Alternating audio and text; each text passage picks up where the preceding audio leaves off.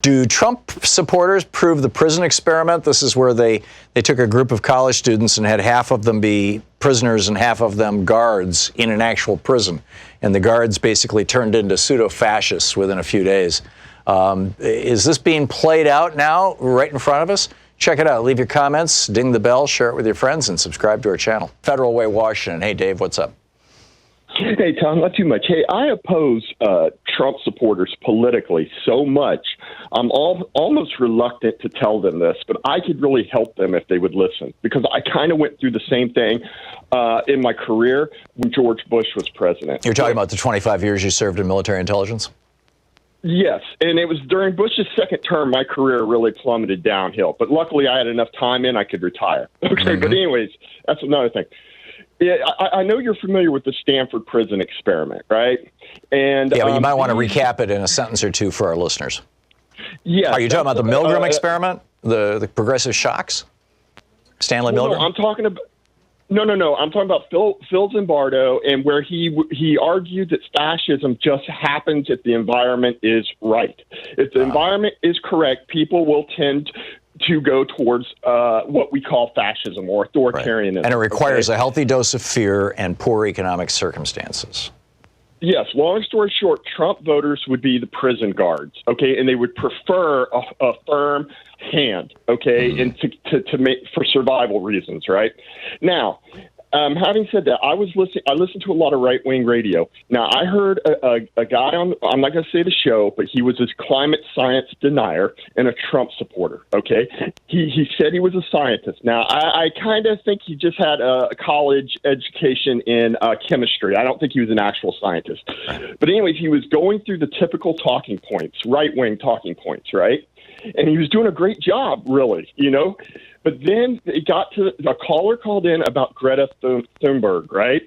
And this guy went off the rails. Now, he started becoming very agitated, and he, instead of saying portend, he started saying portrend. Portrend. He got the word wrong. He was just saying it correctly before. And I'm like, aha, I know what that's about. And what it is, it comes down to what we call toxic online disinhibition. Now, there is benign online disinhibition, and I think I have that. I have that problem a little bit. Disinhibition is what happens when you drink too much. I mean, in the minds of most people, you lose your inhibition. You're more likely to behave in ways you wouldn't normally. That's what we're talking about here? Yes, and inhibition is evolutionary, all right? And without getting into the whole, anthropology and everything. No, and it also has to do with growing up. As the end point of maturing in your early 20s is when you learn how to inhibit impulses and behaviors fully. And that's typically, being an adult. Yes, and it's a survival mechanism. We have inhibitions, even though we don't like them for a reason. Now, when he started rejecting his inhibitions, that's the disinhibition, he started making vocal errors and mistakes, all right?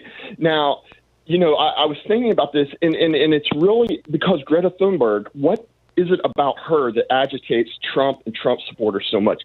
It's because she is not, all right, she suffers from autism. In their mind, in the Stanford Prison experiment, she is not accepting her place. She is being uppity, for lack of a better word. Well, she's also a woman, and she's 16 years old. And she's not a U.S. citizen. She's a foreigner. Well, they're attacking her, and deep down inside, they know it's wrong. Now, I will come to my main point because I would love to get your take on it. There's a philosopher, Hannah Arendt, who lived through Nazi Germany, okay? Yep. She said that in America, we have a firewall against tyranny. She said basically things that motivate, she called them men of action.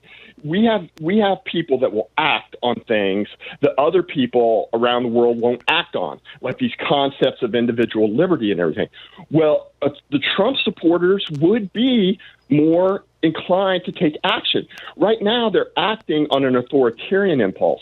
My question to you is, do you believe if push comes to shove, or like I fear Russia and China will take advantage of this, if things really, do you think they will default back to preservation of liberty and the tenets this country was founded upon? Or do you believe they will, go ahead. Or do I believe that we'll just slide into fascism? Is that where you were going?